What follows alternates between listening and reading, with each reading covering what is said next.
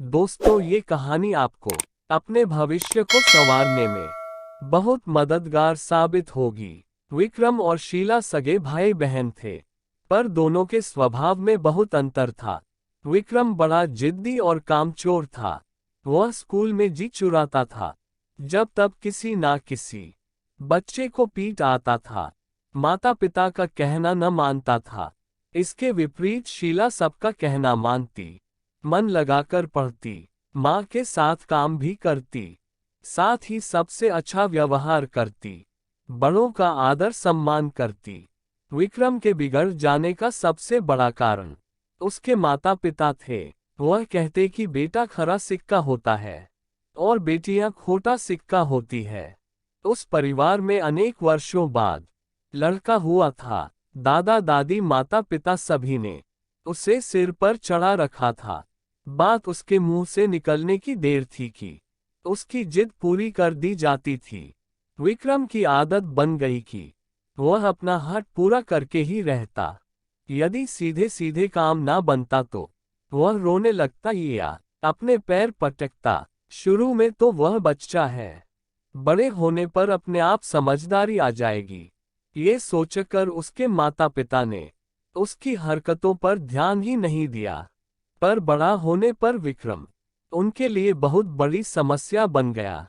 पढ़ाई लिखाई में उसका बिल्कुल मन ना लगता। एक कक्षा में वह 3-3 4-4 वर्ष तक पढ़ा रहता, तभी उसे जैसे तैसे उत्तीर्ण किया जाता। वह सारे दिन खेलता, बच्चों से मारपीट करता। उसके माता पिता समझा समझा कर थक गए कि वह मन लगाकर पढ़े। उस पर कोई असर ही नहीं होता। उसके सामने पुस्तक खुली रहती और वह इधर उधर देखता रहता। घर पर पढ़ाने के लिए अलग अलग तरह के शिक्षक की नियुक्ति भी की गई, पर वह भी सब बेकार था। बच्चा ही ना पढ़े तो शिक्षक भी क्या कर सकता है। अब विक्रम के पिता उसके लिए बड़े ही चिंतित रहते। वह चाहते थे कि थोड़ा बहुत तो पढ़ जाए, जिससे बड़ा होकर अपना जीविका का निर्वाह कर सकें। अब वह 16 वर्ष का हो चुका था। उसकी मूछें निकलने लगी थी, पर अभी भी वह छठी कक्षा में ही था। उससे 2 वर्ष छोटी शीला अब 10वीं कक्षा में आ गई थी। शीला पढ़ने में होशियार थी। स्कूल से भी उसको कोई ना कोई पुरस्कार मिलता ही था। माता पिता ने बेटी की सदा उपेक्षा की, पर उसके गुण उन्हें आकर्षित करने लगे।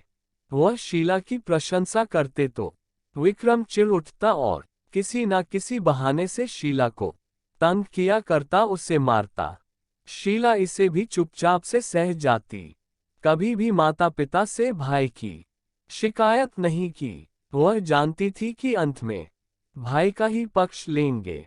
समय के साथ साथ विक्रम और शीला दोनों बच्चे बढ़ते गए। विक्रम के साथी भी उसके जैसे थे, पढ़ाई से जी चुराते थे, इधर उधर उधम मचाने वाले। विक्रम ने उनके साथ रहकर सिनेमा देखना, पान खाना, सिगरेट पीना, नारेबाजी, हुल्लड़बाजी, ये सब काम भी सीख लिए। पढ़ने वाले अच्छे बच्चे सदा विक्रम और उसके साथियों से दूर ही रहना पसंद करते थे, क्योंकि किसी से भी झगड़ा मारपीट करना आदि इनके बाएं हाथ का खेल था।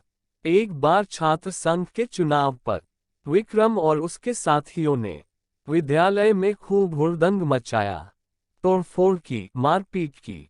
परिणाम ये हुआ कि प्राचार्य जी ने उसे क्रोधित होकर विद्यालय से निकाल दिया। विक्रम के पिता ने बहुत प्रयास किया, पर उसे विद्यालय में फिर से प्रवेश नहीं मिला। अन्य दूसरे विद्यालयों में भी अनुशासनहीनता की रिपोर्ट के कारणों से उसे नहीं लिया गया। परिणाम ये हुआ कि अब विक्रम को घर ही बैठना पड़ा। विक्रम के पिता और बूढ़े हो चले थे। नौकरी से भी वह पदनिमृत तो हो ही गए थे। विक्रम की चिंता उन्हें हर समय दुखी करती। विद्यालय से यूं अपमानित होकर निकालने जाने तथा गलत रास्ते पर चलने की प्रेरणा देने वाले साथियों का साथ भी छूट गया। अब विक्रम कुछ गंभीर हो गया। पड़ोसियों और रिश्तेदारों की शंका भरी निगाहें अब सहते सहते वह अपनी गलतियां समझने लगा था। विक्रम के पिता बीमार रहने लगे। एक दिन उन्होंने विक्रम को अपने पास बुलाया और कहा, देखो विक्रम, आज तक तुमने मेरी बातें अधिकतर यूं ही अनसुनी कर डाली है और उसका फल भुगत ही रहे हो। अब मैं अंतिम बार तुमसे कुछ कहने का प्रयास कर रहा हूं। यूं बेकार घर बैठे या घूमने से क्या लाभ होगा? यदि तुम चाहते हो तो मैं तुम्हें छोटी सी दुकान खुलवा दूंगा। मैं तो अब बूढ़ा हो गया हूं, कभी भी भगवान के घर से बुलावा आ सकता है। नौकरी के समय जो थोड़ा बहुत पैसा बचाया है, उससे शीला की शादी भी करवानी है। हमारे पास ना अपना मकान है, ना ही कोई संपत्ति। मैंने तुम बच्चों के लिए ही सारा पैसा खर्च कर दिया। ना जाने कितने अरमान से तुम्हें पाला था। कहते कहते विक्रम के बूढ़े पिता की आंखों से आंसू बहने लगे, पर शीघ्र ही उन्होंने अपने आप पर नियंत्रण कर लिया और फिर से गंभीरतापूर्वक कहने लगे, तुम अच्छे प्रकार से सोच समझ के 2-4 दिन में अपना निर्णय मुझे बता देना। कहीं ऐसा ना हो कि मेरे जाने के बाद तुम दाने दाने के मोहताज हो जाओ। ये कहकर विक्रम के पिता ने करवट बदल ली। विक्रम की आंखों के आगे अपने भविष्य का चित्र नाच उठा। उसे पिताजी की बातों में आज पहली बार सच्चाई दिखी। उसने दूसरे दिन पिताजी से कह दिया कि वह दुकान खोलने के लिए तैयार है। विक्रम के पिता ने थोड़ी पूंजी लगाकर उसके लिए छोटी सी दुकान खुलवा दी। साथ ही यह भी कह दिया कि उनके पास जो भी धन था वह उन्होंने लगा दिया है। विक्रम को लाभ हानि सहने के लिए स्वयं तैयार रहना होगा। अब विक्रम सारे दिन अपनी छोटी सी दुकान पर बैठा रहता। उसकी समझ में यह बात भी आ गई थी कि धन कमाना कितना कठिन है। पढ़ने के समय पिता का धन बिगाड़ने का उसे अब अधिक दुख हुआ था। शीला सदैव अच्छे अंकों से उत्तीर्ण होती गई। वह बैंक की प्रतियोगिता परीक्षा में बैठी और वहां भी उत्तीर्ण हो गई। साथ ही साथ बूढ़े माता पिता का हाथ बटाने लगी। घर के खर्चे की कुछ जिम्मेदारी उसने अपने ऊपर ली और उसने अपने माता पिता की चिंता भी दूर कर दी। अब माता पिता, पड़ोसी, रिश्तेदार सभी शीला की प्रशंसा करते थकते नहीं थे। शीला ने बैंक अधिकारी के रूप में कुशलता से अपना काम करते हुए अधिकारियों और सहकर्मियों में इसमें ही सम्मान पूर्वक अपना स्थान बना लिया था। एक बार शीला के यहाँ कार्य की परीक्षण के लिए क्षेत्र अधिकारी आए। वो शीला का शील स्वभाव, कार्यकुशलता तथा व्यवहार पर मुग्ध हो उठे। उन्होंने शीला के घर का पता पूछा और दूसरे दिन उसके पिता के पास जाकर अपने इंजीनियर पुत्र के लिए उसे वधू बनाने के लिए इच्छा व्यक्त की। उनकी बातें सुनकर शीला के पिता प्रसन्नता से गदगद हो उठे। उनकी आंखों से आंसू बहने लगे और मुंह से अनायास ही निकल पड़ा, बेटी तो खरा सिक्का निकली और बेटा खोटा सिक्का। शीला के ससुराल वालों की इच्छा अनुसार जल्द ही सादगीपूर्ण समारोह में उनका विवाह हो गया। अब घर की जिम्मेदारी पूरी तरीके से विक्रम पर आ गई थी।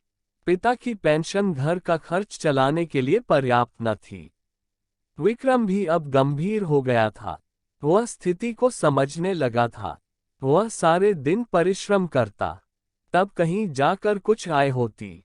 विक्रम यही सोचता कि यदि वह माता पिता का कहना मानकर मन लगाकर पढ़ाई करता, तो आज वह शीला के भांति अच्छी नौकरी पर होता, स्वयं सुखी संतुष्ट रहता और सभी से आदर पाता।